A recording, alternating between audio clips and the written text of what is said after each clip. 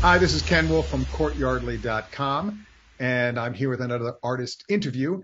I'm here with Laurie Sammeth, who is a actor in New York City, and she's pretty awesome. And we're going to learn about her. How you doing, Laurie? I'm doing well. Thank you. How are you? Good, good. Can you tell me a little about yourself and your work as an actor and creative artist? Okay. Well, I really love acting, especially comedy, also improv, and I love being on stage. I have done, and I certainly would do more like film. I did commercials and stuff, but my real passion is live theater. And I love making people laugh. I've also written plays in the past, but that's a while ago. Nice. Maybe it's time to go back and write some more Yeah, plays. I keep saying that to myself. Yeah. It's a great hmm thing. So, can you tell me your origin story? Like, how did you become an actor, a creative person? How did that all Sure. manifest? Okay. Well, I grew up in Chicago. My mother was an actress, so that was kind of the norm in our house. Although in those days, if you had children, you had to, stay at home. So she stopped for many, many years. And we always went to the children's plays at Goodman Theater. And my sister and I used to perform for our parents at home, just make up silly stuff. And then, but I was going to be a dancer. That's what I wanted to be. I started taking different kinds of dance lessons very young. Um, and then when I was about 16, I saw this ad in 17 magazine for this summer theater workshop. It was a professional theater plus you know, school kind of on Long Island. And much to my surprise and delight, my parents let me go. And so that's where I was first in a play. I was the White Queen in Alice in Wonderland, and I was a maid in Skin of Our Teeth, and I got hooked. I mean, that really, then I decided that's what I wanted to do. I still dance, but that was my main thing. I majored in theater in college and in graduate school. And I did, work some, like I was at the Provincetown Playhouse and La Mama and places like that.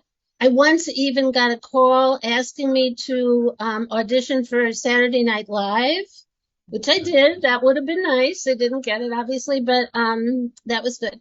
But then after my daughter was born, I guess I'm sounding like my mother too. There was a long hiatus where I didn't do anything. And then by then I was living in New Jersey. Before this, I had moved to New York right after college. But then I went back and started doing community theater in New Jersey. And you know, oh, and then the last thing I did to really change things is about 4 years ago, I quit working full time. I had always worked full time so that I could, try out for things, not just things that rehearsed in the evening. And it was good. I mean, that's when I got to do some films and a commercial and, it's still the plays and all that. And then, of course, the pandemic. So that wasn't great, but there's been plays since then. Um, and yeah, that's it. I feel like things are still a little slow now, but hopefully, I still am getting auditions sometimes, so that's good.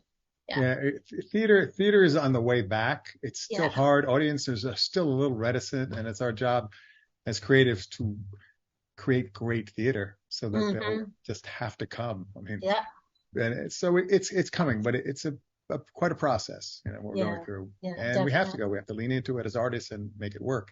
hmm What was the most fun thing that you ever did on stage? Okay, well, that's hard to choose because I always find it fun, but I think I got cast as Golda in Fiddler on the Roof. This was in New Jersey. And I don't really sing unless it's comedic. I'm not a singer. And I tried out for the matchmaker because she doesn't really sing. And then when I got Golda, I said to the director, why did you pick me for this? And she said, because the acting's more important, but it included singing Sunrise Sunset, so that was like kind of scary, but people sang that with me and stuff like that. I also enjoy playing different kinds of characters, like the ditzy White Queen, which I played twice, and this character Dawn, who was a former confused kind of former mental patient, things like that. And nowadays I play a lot of moms and grandmas, and that's great too, because each one is different, So yeah, but I've never had a part that I haven't enjoyed playing.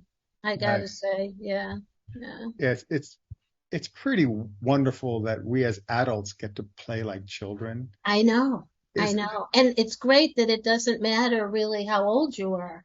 This is something you don't grow out of. It's wonderful.